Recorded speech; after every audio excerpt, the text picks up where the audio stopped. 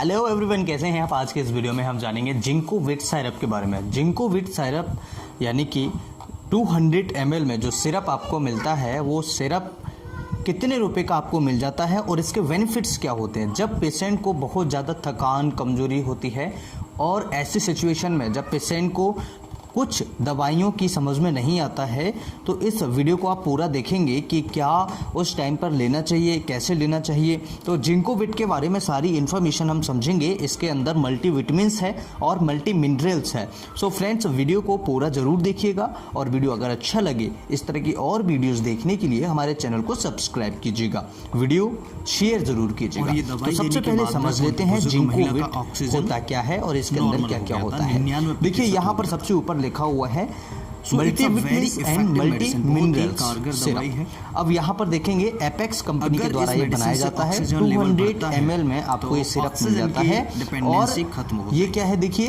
Health supplement. यहाँ पर लिखा हुआ है हेल्थ सप्लीमेंट। तो यहाँ पर हेल्थ सप्लीमेंट से मतलब सीधा सीधा यही है कि हेल्थ में यूज होने वाले बहुत ही कमाल की मेडिसिन है और इसको हम डिटेल में समझें कि क्या क्या बेनिफिट्स हैं इसके, तो बहुत लंबी कतार है जिसे हम इस वीडियो में समझने वाले हैं। उसके बाद हम समझेंगे इसे कैसे लेना चाहिए और उसके बाद हम समझेंगे कि इस मेडिसिन के साइड इफेक्ट्स क्या होते हैं। उसके बाद हम समझेंगे इस सिरप को खाना खाने के बाद या खाना खाने के बाद में लेना चाहिए या फिर कौन सी सी दवाइयाँ जिनके साथ में सिरप को हमें नहीं लेना चाहिए।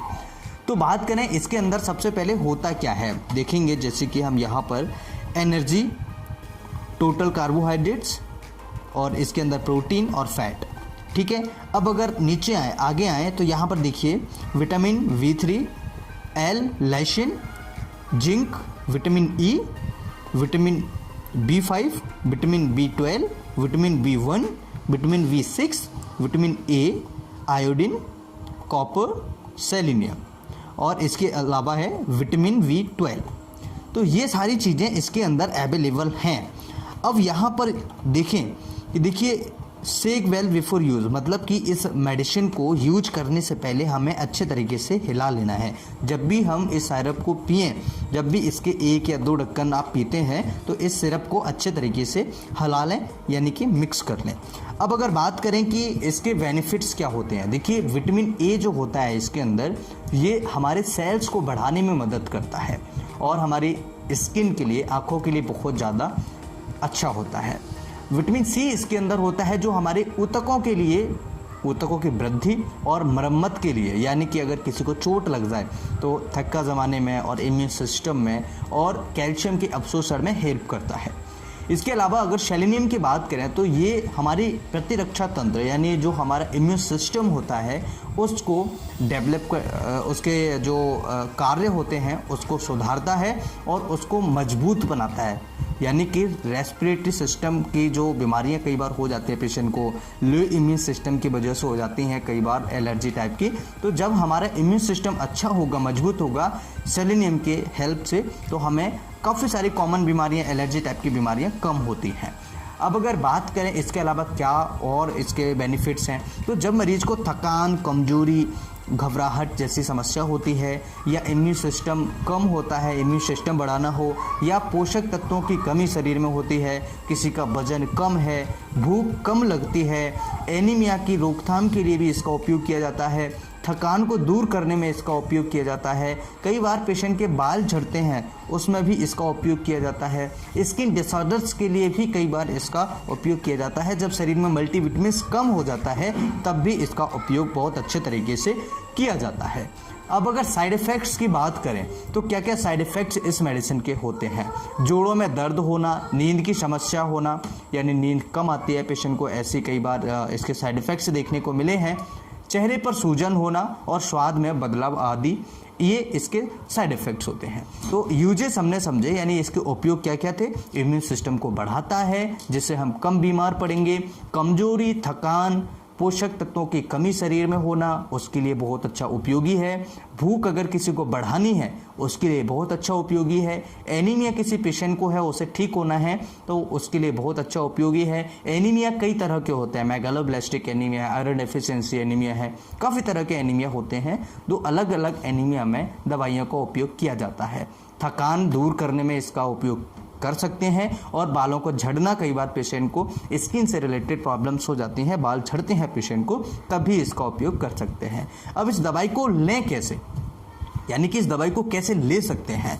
तो दोस्तों, जब भी इस दवाई का उपयोग करते हैं तो या तो खाना खाने के पहले या खाना खाने के बाद। एक बात आप याद रखें, खाली पेट इस दवाई को नहीं लेना है। जैसे अभी आपने कुछ नहीं खाया है तो इस दवाई को नहीं लें, थोड़ा बहुत नाश्ता वगैरह कर लें, उसके बाद आप इस दवाई को ले सकते हैं, पी सकते हैं। उसके बाद 1 घंटे बाद, आधा घंटे बाद आप अपना खाना नॉर्मली खा सकते हैं, या फिर खाना खाने के आधा पौन घंटे बाद, 1 घंटे बाद इस सिरप को आप पी सकते हैं। बहुत अच्छे रिजल्ट्स इस सिरप के आपको देखने को मिलेंगे।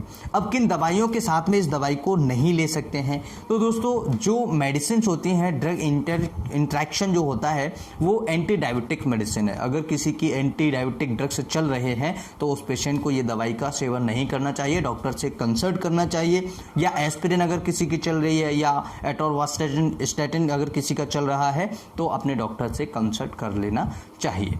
दोस्तों, अगर वीडियो अच्छा लगे तो लाइक एंड शेयर करें। अब समझ लेते हैं दोस्तों ये आपको कितने रुपए का मिल जाता है। तो यहाँ पर इसकी MRP हम समझ लेते हैं कितने रुपए का अप्रॉक्स आपको देखने को मिल जाता है। तो दोस्तों, यहाँ पर जो आपकी इसमें MRP है वो आपको मिल जाता है 135 रुपये के आसपास ही आपको मिल जाती है। अगर आपको कोई मेडिकल वाले परिचित के हैं तो आपको कम रुपए में भी, ये दामों में भी मिल जाती है। तो दोस्तों, आज का वीडियो कैसा लगा?